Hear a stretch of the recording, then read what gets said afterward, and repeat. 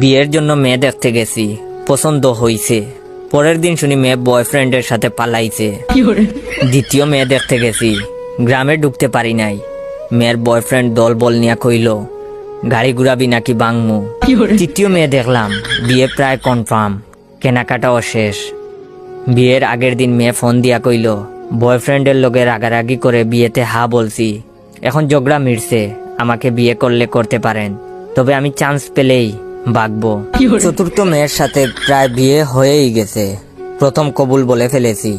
দ্বিতীয়টা বলার আগেই মেয়ের বয়ফ্রেন্ডের অতর্কিত হামলা, লাঠির বাড়ির চুটে গাল অমনেই হা হইয়া আছে, 3 হাত পা ভাঙছে, হাসপাতালে নেওয়ার কেউই ছিল না।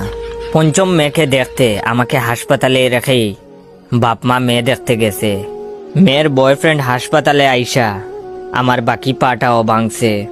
আপনারা আরো অ্যারেঞ্জ ম্যারেজের আশায় বইসা থাকেন।